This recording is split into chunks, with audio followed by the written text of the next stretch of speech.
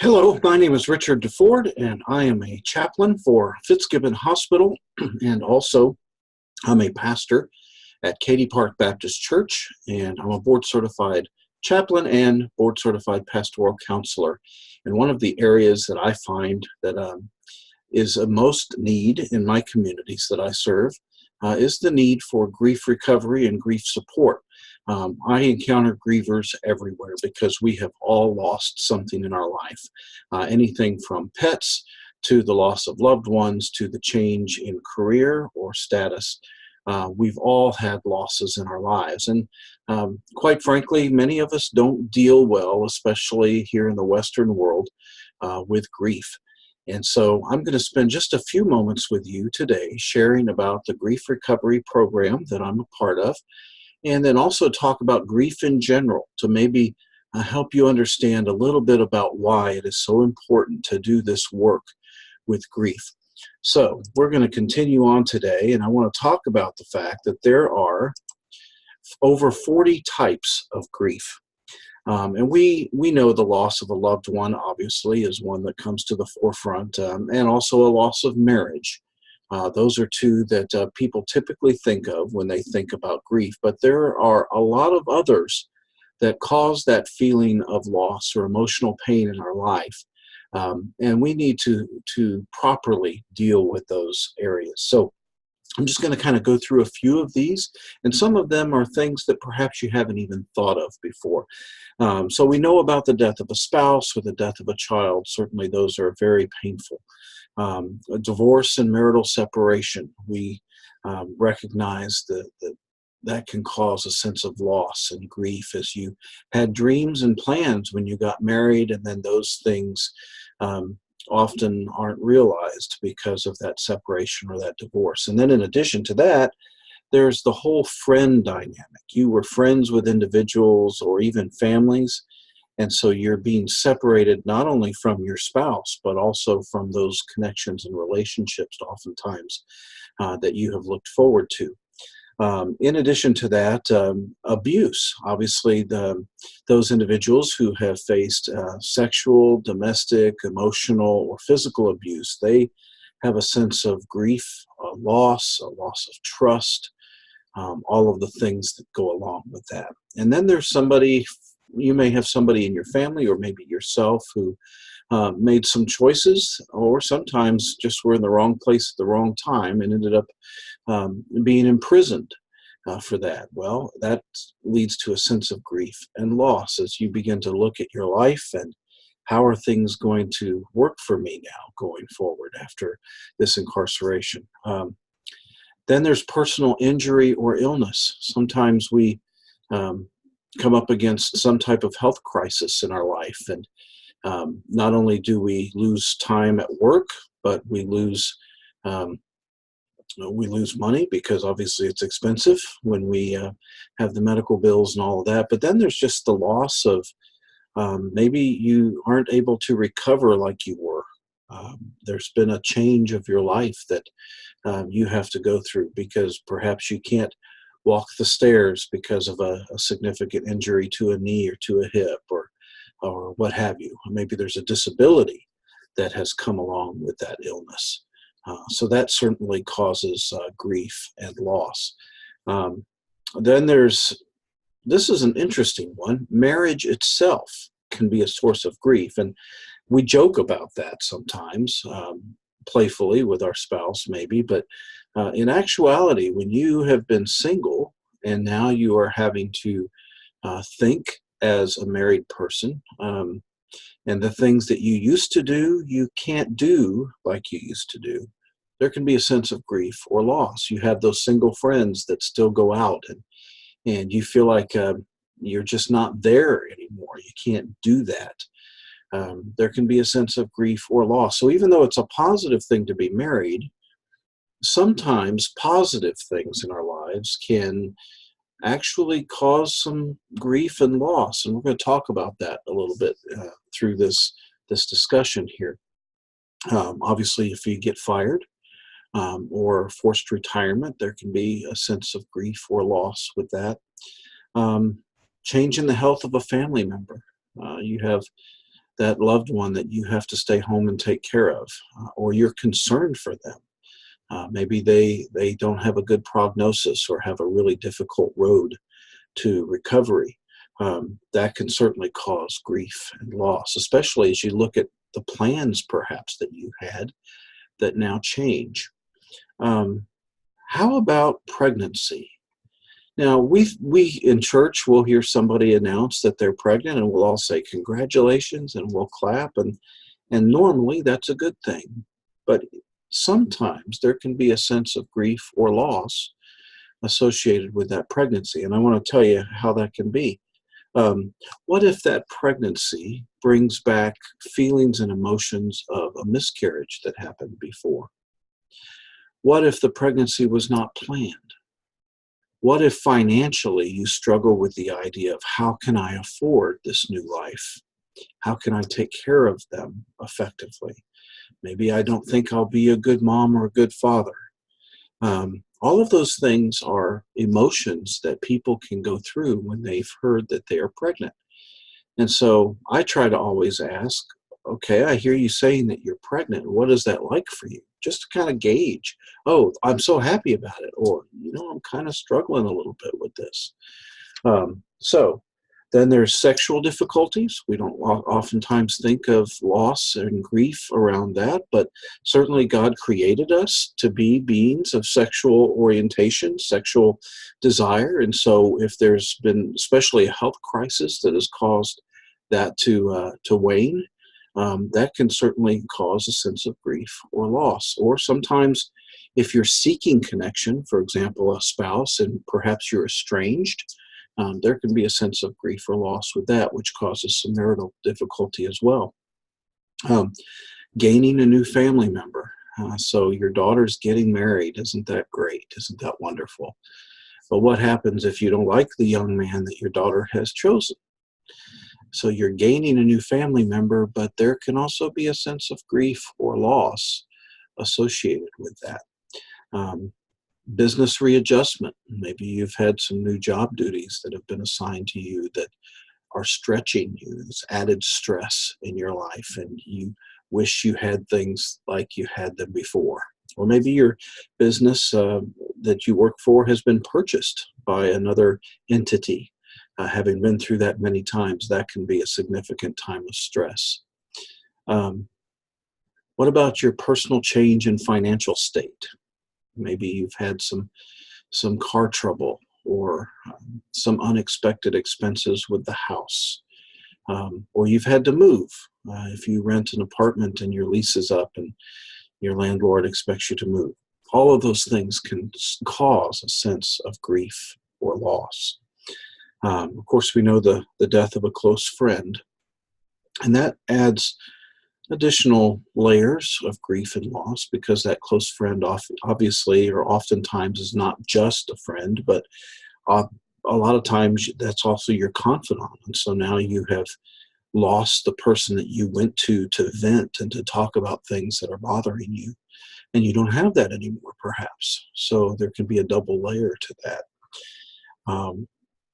Change in frequency of arguments. Maybe you're starting to argue a little bit more with your wife, maybe with your children. Your kids have hit that teenage period in their life where they are trying to assert their own independence, and that's causing some friction and some change in arguments. Certainly can cause some grief along with that.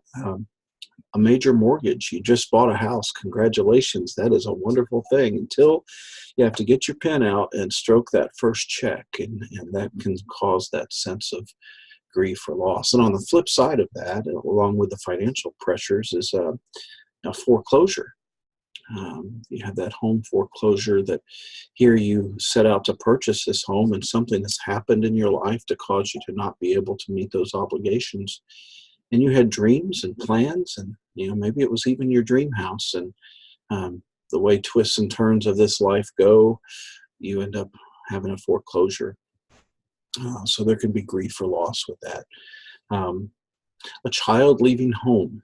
I'm getting near to the point of experiencing that, as my son is now in community college and will be transferring eventually to a four-year institution.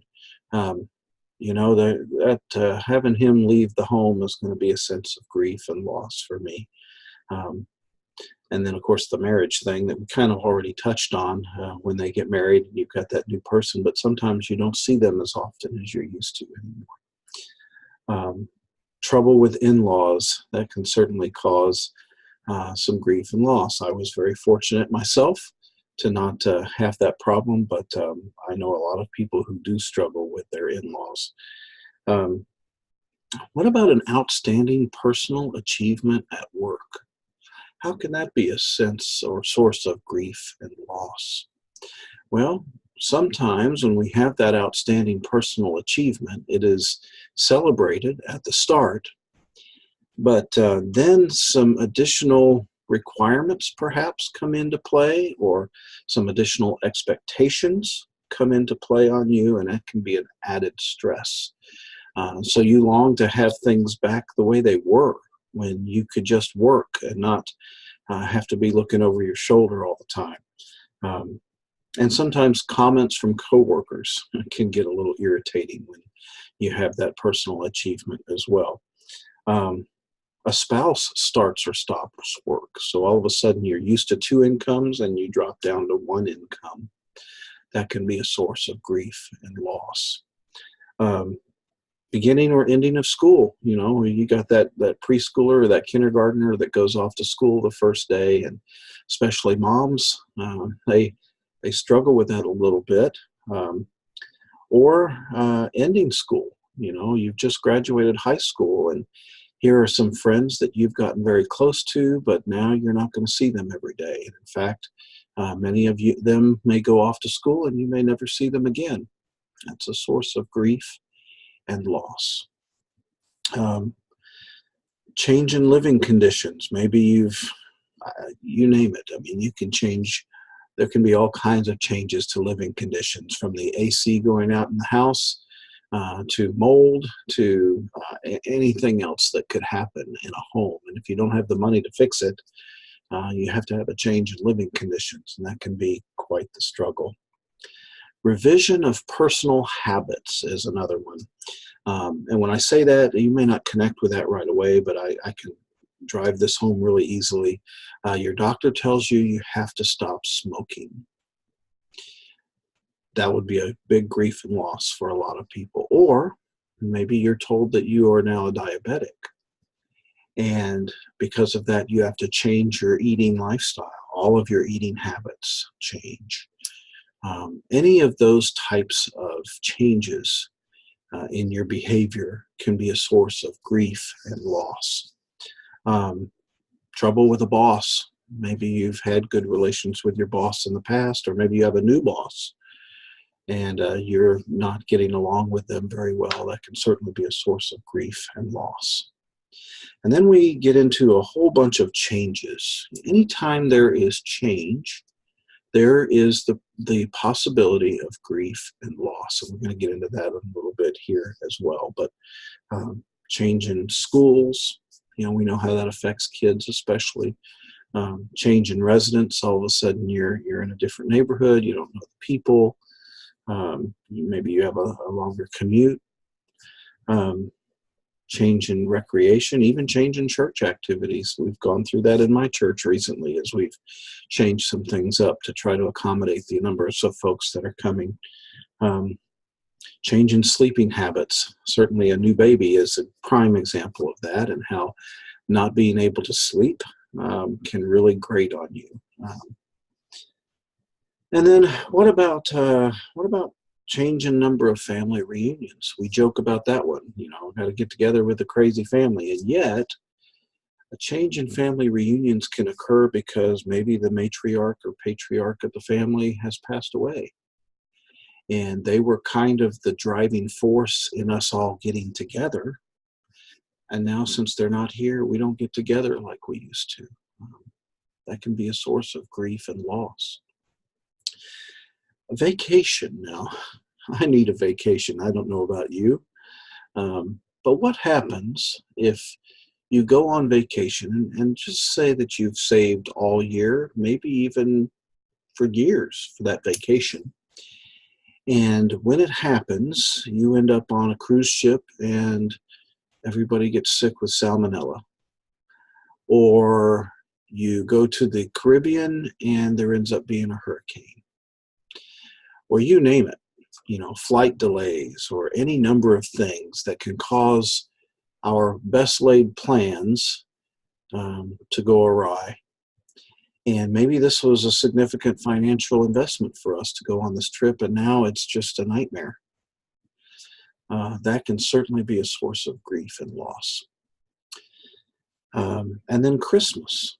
Obviously, we know when those first really 3, 4, 5 Christmases after the loss of a loved one, we know that those can be a source of grief and loss. But there are other stressors with that. What happens if you don't have the money to provide for your kids for Christmas like you normally would? What happens if somebody is sick and in the hospital over Christmas, and so the family doesn't feel like getting together? What happens if really, there's so many different things that we don't even think of, and many of us are in our own mode of celebrating Christmas or Thanksgiving for that matter, but we don't realize that there are grievers all around us who aren't able to celebrate those holidays with us. One thing we don't talk about very much is the death of a pet. But the death of a pet is a significant source of grief and loss, especially if a parent has the pet and their kids have moved on, and so they've put all their energy and time into the pet, or you've got a family that has never been able to have children, and so that pet is who they've invested their time in. And we all get our pets knowing that at some point in time they're going to pass away. They don't live as long as we do, and yet it is still a significant source of grief, especially when on those occasions when you have to make the decision to euthanize the pet for their suffering. Those are very, very difficult decisions. And they can certainly source grief and loss as well. And then, of course, miscarriage or terminated pregnancy or failed in vitro fertilizations, any of those things can be a significant source of grief and loss. So the grief recovery method, what we seek to do, it is a process for discovering and bringing completion to that which was left emotionally incomplete or unfinished following a loss, whatever the loss may have been. It doesn't mean that you end the relationship. It is not closure. I hate that word, closure, when it comes to grief and loss. Basically, it means we're ending the pain or giving you tools to help you end the pain that exists because of that loss. So that's what the grief recovery method does. I want to tell you that one of the definitions of grief is a normal and natural response to a loss. I want to read that again to you. It is a normal and natural response to a loss. Now, what we teach in our society is not helpful, and it is not natural. But grief is a normal and natural response to a loss. If you had a couple that was married, say, 10 years, and they always seemed like they were in love, and you always saw them holding hands and all of that, and then all of a sudden one of them dies, if that other individual immediately goes and gets into a relationship with somebody else and does not seem affected at all by the loss of their spouse, you would say that person has a problem. And you'd say that because grief is normal and natural. And so when you don't see it, you don't think that that's a natural situation at all. Well, why is it that when we are grieving, and we get to that point where we think we should just be over it, we say, what's wrong with me? Why can't I get past this? Well, the reason why is because grief is normal and it's natural. You need to understand that. And until you accept that fact that grief is normal and natural, you'll never get ready to move on to happiness. You have to understand that there's not something wrong with you because you grieve. So, now we hear some things that well-meaning people say, and they're not saying it to be mean. They're saying it because they truly mean well. And you may have even said some of these. I know I have. We say, for example, don't cry. We usually say that to children, don't cry, but we may also say it to a spouse. Don't cry. Well, why not? I mean, grief is sad. We should cry. That's normal and natural. So when we say don't cry to a child, we are invalidating their feelings, and they will carry that when they're an adult, and they'll bottle things up rather than effectively dealing with that grief. Be strong for. We say that to kids also. We also say it to ourselves. I need to be strong for Bobby Joe, or I need to be strong for David, or whatever. Well, in the ensuing days where you have to plan a funeral and make arrangements and all, there is a place where you need to be strong for that, because it's a real challenge to have to get through that. But we can either be Superman or we can be real. And what we really need to do is be real. Because when we're Superman, eventually we're not so super. And kids watch that. And kids will carry that with them. It's important that we understand strength for a time to get through that funeral.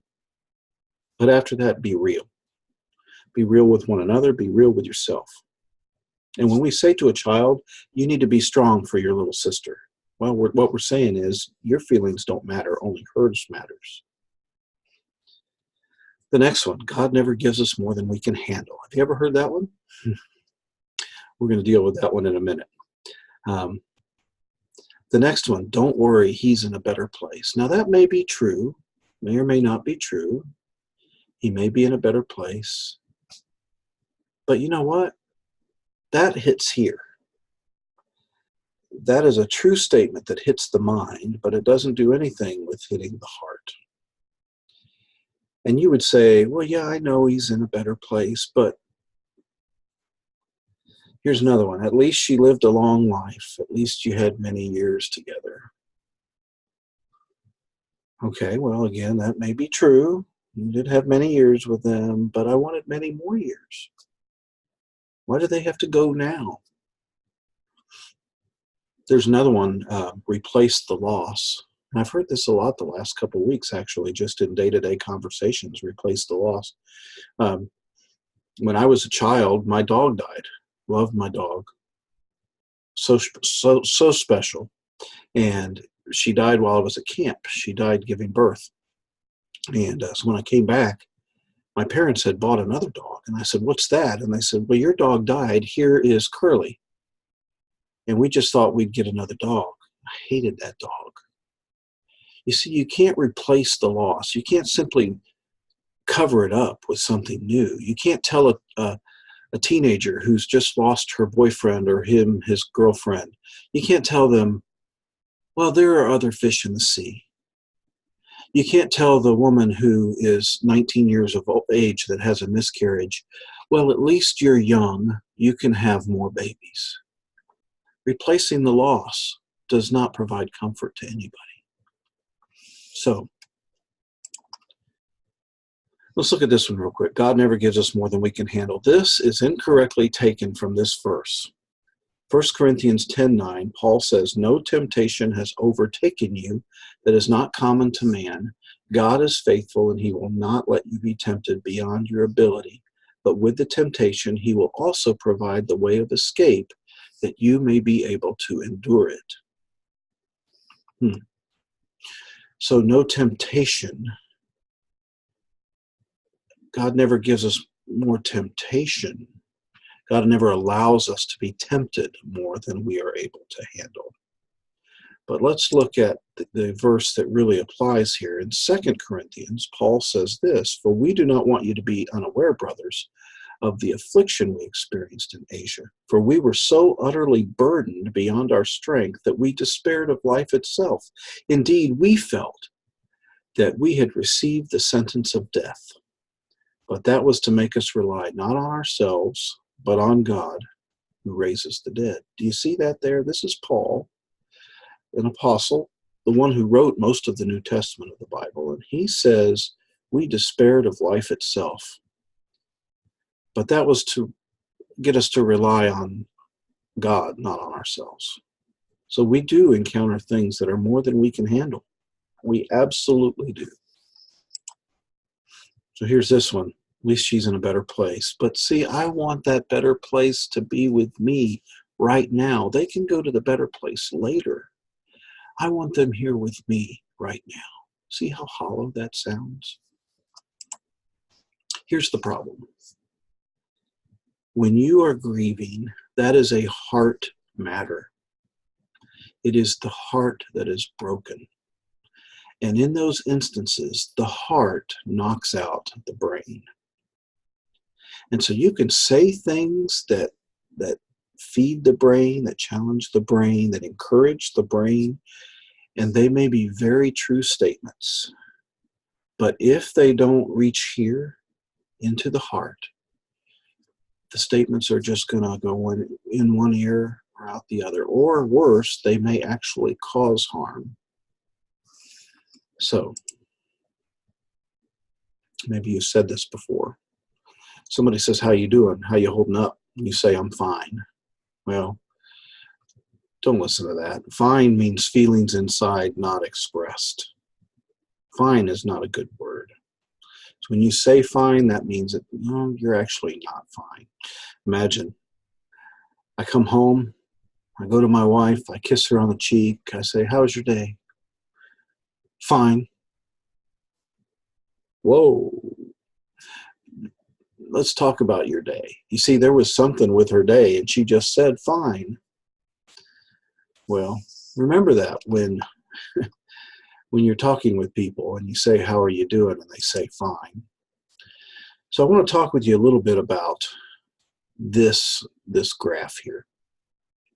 Because I hear all the time, this makes me so mad, or this makes me so sad. Well, those things can't make you mad or sad, and I want to explain why. Anything that happens is a stimulus. It's something that takes place outside of you. It's wherever, but it's not inside you, it's outside of you. It can be the guy honking his horn at you in traffic. It can be the kids yelling at each other in the house. It can be the boss getting onto you at work. Whatever it is, that is a stimulus. And you take that interaction into your mind through one of your five senses. That being hearing, smell, taste, touch, vision, whatever. Okay, you take that stimulus in, and it goes into your mind, and from there, in an instant, it hits your belief system. And if this doesn't bother you at all, then nothing happens. It's just discarded. But if it does kind of bother your belief system, then it immediately goes to your feelings, and inside you ask, how do I feel about this? And if you don't feel anything about it, it just dies. Nothing happens. But if it bothers your feelings, then it becomes action. For example, the guy cuts you off in traffic, the stimulus. It goes into your mind and into your belief system, and your belief system says, that is unjust. That makes me very angry. See, it goes from your belief system to your feelings. It makes me angry. And so from there, in an instant, I apply my horn. Now, he did not make me angry. He did the stimulus. He cut me off in traffic. But I applied the horn. I'm the one that got angry. I'm the one whose belief system was challenged with his action. So where this comes into play for grievers is, maybe you're driving and you drive past that restaurant that you and your loved one used to frequent, and those memories flood in of your loved one, and you say, that makes me so sad. No, that doesn't make you so sad. That's just a restaurant. that you have memories of. You made yourself sad. It went into that stimulus, went into your mind, into your belief system, into your feelings, and then it became the action. You're sad. You may be walking through a park and some lilacs, and that enters into your senses, into your mind, into your belief system, and it reminds you of your mom and the perfume she wore. And so all of these emotions start flooding you. You need to understand that you control that which is within you. And so simply saying, that person made me so angry, or that thing made me so sad. No, that's just a stimulus. You take it to action. It's really important to remember. So, how our grief recovery program works. It's limited to 8 sessions. So we have our community meeting, which is this presentation, and then we have guided activities each week. It's not everybody sitting around a circle and sharing, hi Jim, hi Jim. It's none of that. It's 8 sessions, and this thing here that says no stirbs, what that is a short-term energy relieving behavior. We talk about that during the grief recovery program. Things that you do to kick the can down the road, things that you do to not deal with the emotional pain that you're experiencing. The simple one to remember is alcohol or drugs, but there's a lot of others. Those that just have to go to work when they're grieving, those that have to eat when they're grieving, whatever it is. Well, we don't want our grief recovery program to become that stirb where people use that to avoid dealing with their emotional pain. It's guided activities. There's weekly homework every week. It's not a lot of homework. I'm not a student by any means, but I was able to easily do the homework.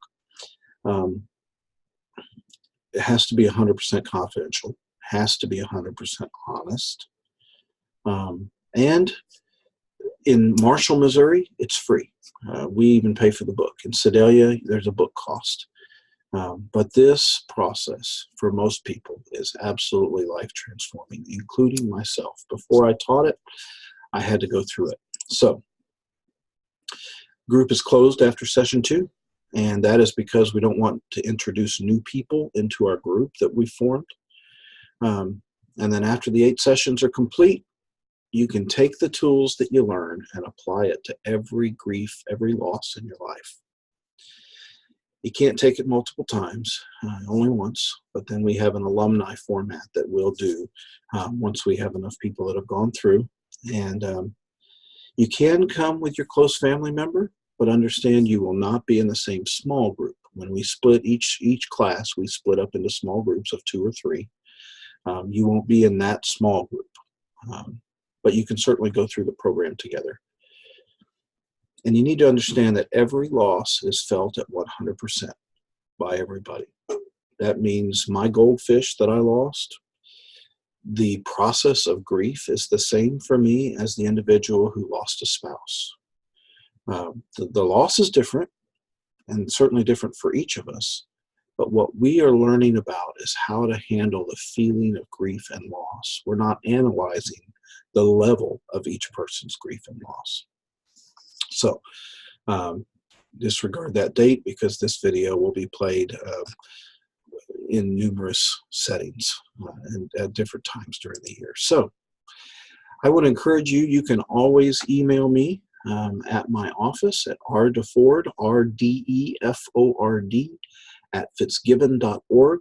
That's FITZGIBBON.org. Or pastorrichard@gmail.com. And there's no space in there. Pastor with an R at the end, Richard with an R at the beginning, 2 R's together, pastorrichard@gmail.com. I hope you have a great day, and I hope if you're thinking about getting involved with this program, I really hope you will seriously consider it, because I know firsthand how much it can change your life. Have a great day.